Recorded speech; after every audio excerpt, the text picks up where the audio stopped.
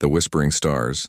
The coffee had gone cold hours ago, but Dr. Marcus Webb barely noticed as he stared at the cascading data streams across his multiple monitors. The Arecibo Deep Space Array had been picking up something unusual for the past 6 hours. Not the dramatic alien distress call that science fiction had promised, but something far more subtle and infinitely more disturbing.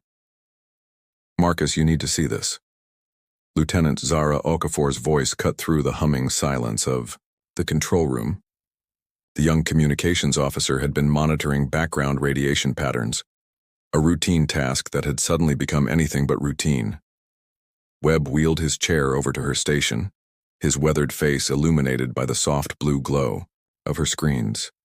What he saw made his breath catch in his throat. The cosmic microwave background, the ancient echo of the Big Bang itself, was showing deliberate modulations. Patterns within patterns, mathematical sequences that no natural phenomenon could produce. "How long has this been going on?" Webb asked, his voice barely above a whisper. "That's just it," Zara replied, her dark eyes wide with a mixture of excitement and fear. "According to our historical data, it's been there for weeks. We just never noticed because the changes are so subtle. It's like someone's been writing messages in the stars themselves, using the background radiation of the universe as their canvas." Webb's hands trembled slightly as he pulled up the analysis software. The patterns were unmistakably artificial. Prime, number sequences, geometric progressions, and what appeared to be three-dimensional coordinates. Not a cry for help, but an announcement, a declaration of intent. The secure phone on Webb's desk rang with the harsh tone reserved for emergency communications. Director James Hartwell's gravelly voice filled the room through the speaker. "Webb, tell me you're seeing what I think you're seeing," Hartwell said, dispensing with pleasantries. "I've got the Pentagon, NASA, and half the world's space agencies breathing down my neck." "It's real, James," Webb replied, his astronomer's objectivity warring with a growing sense of unease. "Whatever's out there has been modifying the cosmic background radiation for weeks. The mathematical precision it's beautiful and terrifying at the same time. Any idea what they're trying to say?" Webb glanced at Zara, who had been running the patterns through every decryption algorithm they could access. She shook her head grimly. "The coordinates are clear enough," Webb said. "They're pointing to locations all over Earth, major population centers mostly. But the rest..." He paused, studying the incomprehensible sequences. "James, I don't think this is a message meant for us to understand. I think it's a signal meant for someone or something else." As if summoned by his words, alarms began blaring throughout the facility. Zara's hands flew across her keyboard as she pulled up atmospheric monitoring data from satellites worldwide. The screens filled with impossible readings, electromagnetic, anomalies appearing in the upper atmosphere above every location indicated by the alien coordinates. "Marcus," Zara's voice was tight with controlled panic. "Something's happening. The atmosphere above New York, London, Tokyo, Beijing, it's like space itself is rippling." Through the control room's reinforced windows, Webb could see the normally star-filled desert sky beginning to shimmer with an aurora-like effect, despite being thousands of miles from any magnetic pole. The patterns in the cosmic background radiation had been a countdown, he realized. A cosmic announcement that something was coming. And now, as power grids across 6 continents began reporting synchronized fluctuations, Webb understood with crystalline clarity that humanity was about to discover it was not alone in the universe. The question was whether they would survive the introduction. The whispering stars had fallen silent, their message delivered. Now came the response. The gathering storm captain Nina Rodriguez gripped the controls of her F-22 Raptor as she climbed, through 30,000 feet, leading a formation of 12 aircraft toward the anomaly hovering above Denver. 72 hours had passed since the first atmospheric disturbances, and what had begun as shimmering auroras had evolved into something far more substantial and infinitely more unsettling. "Phoenix Leader, this is Control," crackled the voice in her headset. "We're reading massive electromagnetic interference at your 12 o'clock. Visual confirmation requested." Nina's breath fogged her visor as she stared ahead at what shouldn't exist, Geometric structures, crystalline, translucent, and roughly the size of city blocks, hung motionless in the sky like impossible ornaments. They seemed to shift between visible and invisible, phasing in and out of the spectrum in patterns that made her eyes water. Control, Phoenix Leader. I count at least 40 objects in a perfect grid formation. They're not moving, but they're definitely scanning something. My instruments are going haywire. 3,000 miles away, Professor David Chen sat in his cramped office at Georgetown University, surrounded by whiteboards covered in linguistic patterns and mathematical equations. The xenolinguist had been working without sleep since the government had pulled him into the emergency response team, trying to decode the continuing signals that were now emanating from the geometric structures themselves. Unlike the subtle cosmic background manipulations that had announced their arrival, these new transmissions were aggressive, powerful bursts of data that seemed to be mapping every inch of Earth's surface, cataloging everything from mineral deposits to population densities. They're not trying to communicate with us, Chen muttered, to himself, his fingers dancing across multiple keyboards as he analyzed the latest transmission burst. They're taking inventory. His secure phone buzzed with an incoming call from General Patricia Stone at the Pentagon. Chen had briefed the Joint Chiefs twice in the past day, and each conversation had grown more tense as the military implications became clear. Professor Chen, we need answers. Stone's voice was steel wrapped in barely controlled frustration. These things, whatever they are, they're positioned above every major city on Earth. Moscow, London, Mumbai, Sao Paulo. We've got world leaders demanding explanations I can't give and populations on the verge of panic. Chen pulled up his latest analysis on the screen, the patterns swimming before his exhausted eyes. General, I've been studying the signal structures, and I think we've been approaching this wrong. The original cosmic radiation modulations weren't a distress call. They were coordinates, yes, but not for us. They were instructions. Instructions for what? For these structures. I believe what we initially detected was an automated beacon system. These geometric objects, they were already en route to Earth when we first picked up the signals. The cosmic background manipulation was simply their navigation system coming online as they approached our solar system. The line went quiet for a long moment. When Stone spoke again, her voice carried the weight of command decisions that could affect the entire planet. Are you telling me this was planned? That they've been coming here regardless of any distress call we thought we received? Chen stared at the data streams flowing across his monitors, each pulse representing another scan of Earth's surface, another layer of information being collected by intelligences whose motives remained completely opaque. Power grids worldwide were still experiencing those synchronized fluctuations, creating a global electromagnetic rhythm that seemed to pulse in harmony with the alien structures.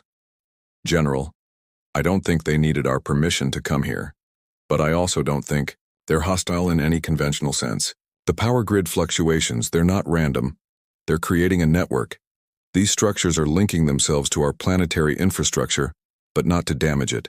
They're integrating with it.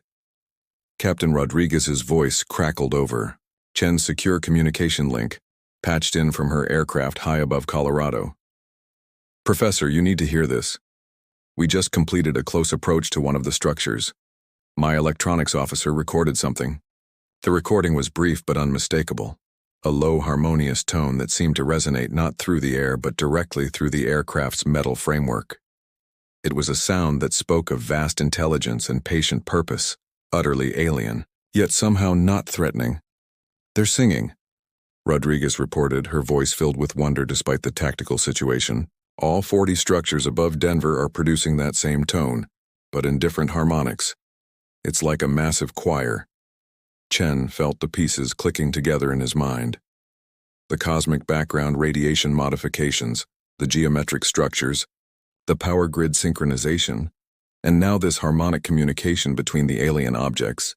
It wasn't an invasion force they were witnessing. It was the arrival of something far more complex and purposeful. As power fluctuations rippled across 6 continents in perfect synchronization with the alien harmonics, Chen realized that humanity was no longer alone on Earth.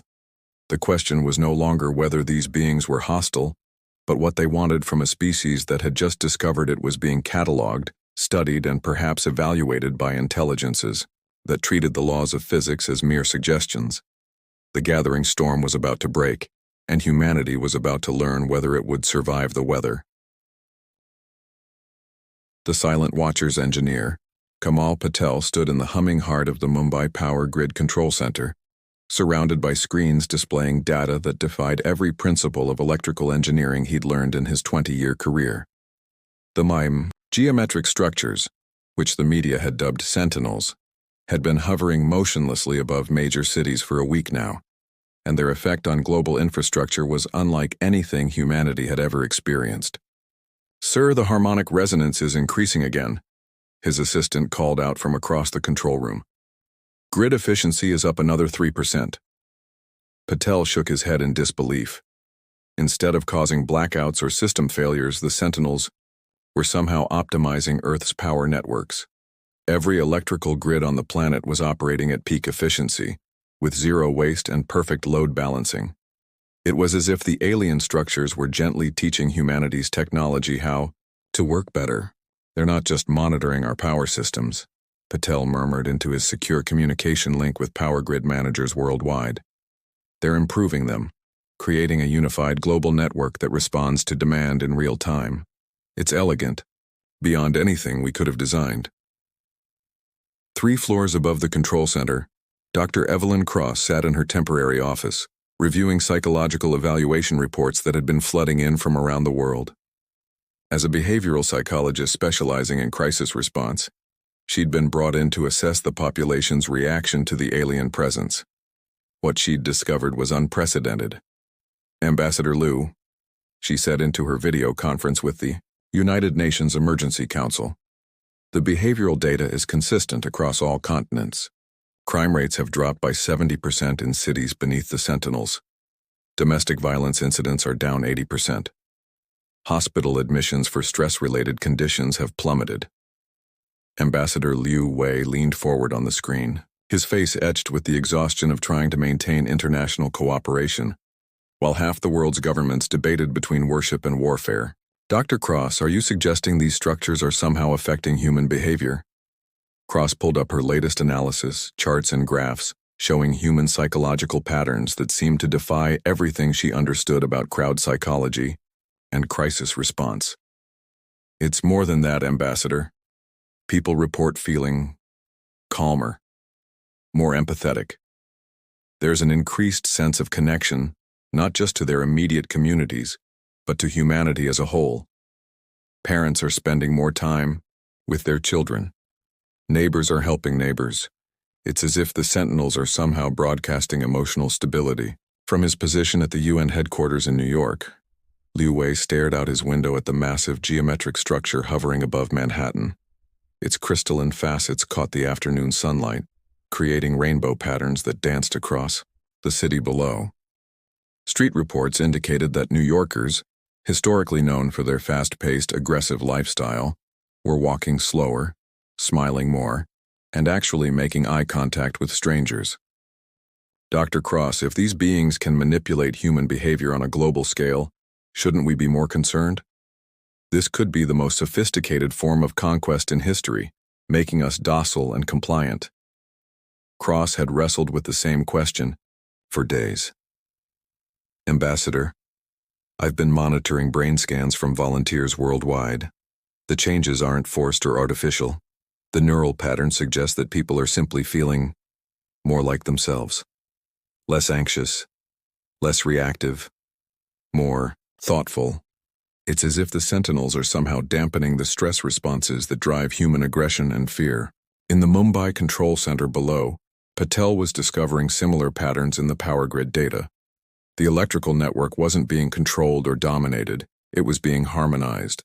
Each power plant, transmission line, and distribution center was operating as part of a larger symphony, responding to the needs of the whole rather than competing for individual efficiency. "It's beautiful," Patel whispered, watching the real-time global power flow visualization. "They're showing us what we could be.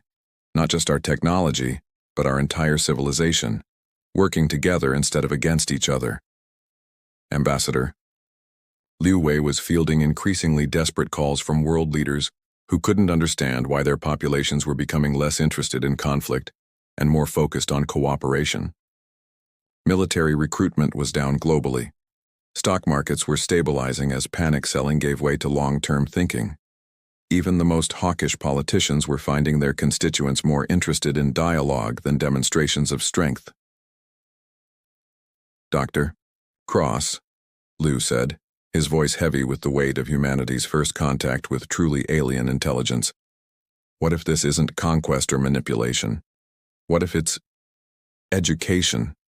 Cross nodded slowly, her psychological training warring with observations that challenged every assumption about human nature. "The data suggests that whatever the Sentinels are doing, they're not changing who we are. They're changing how we express who we are, reducing the background noise of stress and fear that normally drives so much human conflict." As the sun set, over cities worldwide, the Sentinels began to glow with a soft, warm light that seemed to pulse in rhythm with the human heartbeat. Children pointed at them in wonder rather than fear. Adults found themselves looking up at the alien structures with curiosity rather than terror. In power control centers around the globe, engineers like Patel watched as their grids hummed with unprecedented efficiency. In psychology labs, researchers like Cross documented behavioral changes that suggested humanity was experiencing its most peaceful week in recorded history. And in the halls of the United Nations, Ambassador Liu Wei prepared for the most important diplomatic challenge in human history: how to respond to visitors who seemed more interested in healing humanity than harming it. The silent watchers had been observing for a week now, and their presence was transforming not just Earth's technology, but Earth's people. The question was no longer what the aliens wanted from humanity, but what humanity was becoming under their gentle influence. The revelation. Dr. Rachel Kim's hands trembled as she made final adjustments to the quantum entanglement communication array. 2 weeks had passed since the Sentinel's arrival, and after countless failed attempts at traditional radio communication, she had convinced the International Task Force to let her try something unprecedented: using quantum mechanics to bridge the gap between human and alien consciousness. "Quantum state alignment at 97%, her assistant announced, from the control station. "Dr. Kim, are you sure about this? We have no idea what kind of response we might get." Kim nodded grimly, her physicist's mind racing with the implications of what she was attempting. The Sentinels had been perfectly silent to all conventional communication attempts, but her analysis of their harmonic emissions suggested they might be operating on quantum frequencies, communicating through entangled particle states rather than electromagnetic radiation. "Initiating quantum bridge," she announced, her finger hovering over the activation switch. "If I'm right about their communication method, this should—" The response was immediate and overwhelming. Not sound, not light, but pure information, flooding directly into Kim's consciousness. Images, concepts, and emotions that were unmistakably alien yet somehow comprehensible. She gasped, her neural interface with the quantum array creating a direct link between her mind and something vast and ancient. "We are the architects." The communication came not as words but as understanding, flowing into Kim's awareness like water into a vessel. Around her, the laboratory equipment hummed with sympathetic resonance as the quantum field expanded to include her entire research team. "We have guided the young ones across the spiral arms for 10 million of your years. We watch civilizations grow, learn, choose their path forward or backward. Your species stands at the threshold." Captain Torres, monitoring from the International Space Station, watched in amazement as every sentinel across Earth began to pulse in perfect synchronization with Dr. Kim's quantum array. The crystalline structures, which had remained motionless for weeks, were now alive with flowing patterns of light that seemed to tell a story spanning eons. "Dr. Kim," Torres's voice crackled through the communication system, "the Sentinels are responding, all of them. It's like they're showing us something."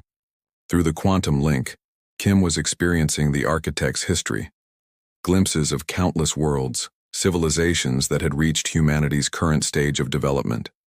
Some had chosen cooperation and transcended their limitations, spreading peacefully among the stars. Others had chosen competition and destroyed themselves, leaving only archaeological evidence of their potential. Your species creates beauty and horror in equal measure. You have the capacity for transcendence but also for self-annihilation. The signs are clear. Your climate fails. Your resources dwindle. Your tribes war against each other while your world dies. Dr. Amara Ose, the Ethics Committee chairwoman who had been brought in to assess the moral implications of first contact, felt the alien communication wash over her consciousness as the quantum field expanded. As a philosopher, she had spent her career examining the nature of choice and consequence, but nothing had prepared her for this moment of absolute clarity about humanity's trajectory. "They're not here to conquer us," she whispered, understanding flooding through her. "They're here because we're dying, because we're killing ourselves, and they're offering us a choice." The architect's message continued, painting pictures in Kim's mind of Earth's possible futures. In one timeline, humanity continued its current path, climate change accelerating, resources wars intensifying, technological advancement outpacing wisdom until the species destroyed itself within a century. In another, humanity accepted guidance and learned to live sustainably, eventually joining a vast community of civilizations that spanned the galaxy.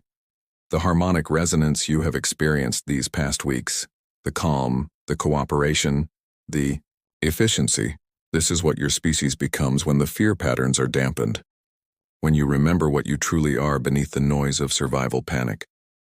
Captain Torres watched from orbit as the Sentinels began projecting holographic displays visible from space, complex diagrams showing sustainable technologies, social, organizational structures, and methods of resource distribution that could support billions while healing rather than harming the planet. We do not impose. We do not conquer. We offer. Those who accept our guidance transcend. Those who refuse choose their own path to its conclusion. Dr. Kim felt the weight of the revelation settling into her consciousness. The behavioral changes, the technological improvements, the sense of global harmony that had emerged, it was all a demonstration, a glimpse of what humanity could become if it chose cooperation over competition, wisdom over aggression, long-term, survival over short-term gain. "How long do we have to decide?" Kim asked through the quantum link, though she somehow already knew the answer. "The choice is always immediate and always eternal. But your planetary systems suggest you have perhaps 50 of your years before the damage becomes irreversible through natural means. With our guidance, healing can begin immediately." The communication began to fade, but not before one final image filled Kim's awareness. Earth is seen from deep space, but not the Earth of today. This was Earth centuries in the future, its atmosphere clear, its oceans vibrant, its continents dotted with cities that seemed to grow from the landscape rather than dominate it.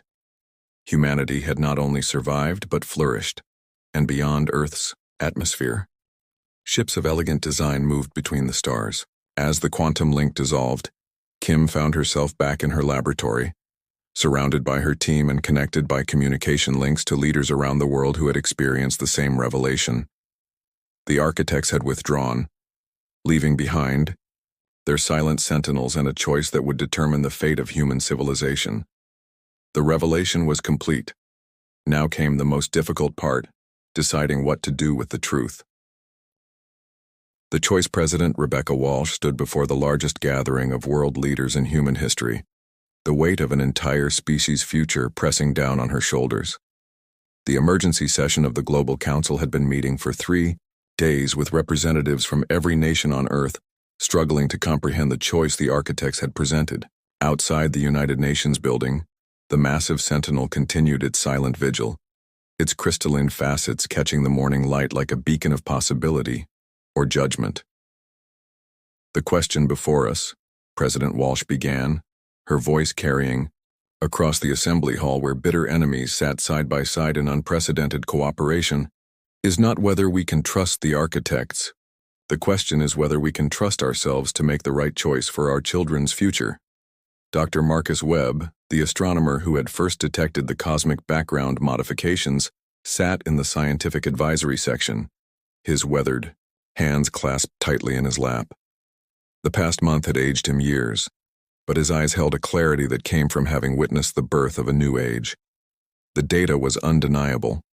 Humanity's current trajectory led to ecological collapse, resource, wars, and eventual extinction. The architects offered not just survival, but transformation. The projections are clear, Webb had told the assembly during his testimony. Climate tipping points, resource depletion, population pressures. We have perhaps 50 years before the damage becomes irreversible. But with their guidance, with their technology, we could heal our world within a generation. Young activist Zoe Martinez rose from her seat in the youth delegate section, her voice cutting through the political rhetoric that had dominated much of the debate. At 23, she represented a generation that would inherit whatever choice was made in this room. With respect to all the distinguished leaders present, Zoe said, her words carrying the passion of youth tempered by the wisdom forced upon her generation by an uncertain future. We're debating whether to accept help from beings who have already proven their good intentions. For a month, they've given us a taste of what we could become. No wars, crime at historic lows, technological efficiency we never dreamed possible. They're not asking us to surrender our humanity. They're asking us to finally embrace it. President Walsh watched the faces around the assembly hall, seeing fear and hope warring in equal measure. The architects' demonstration had been profound, showing humanity its potential rather than simply describing it.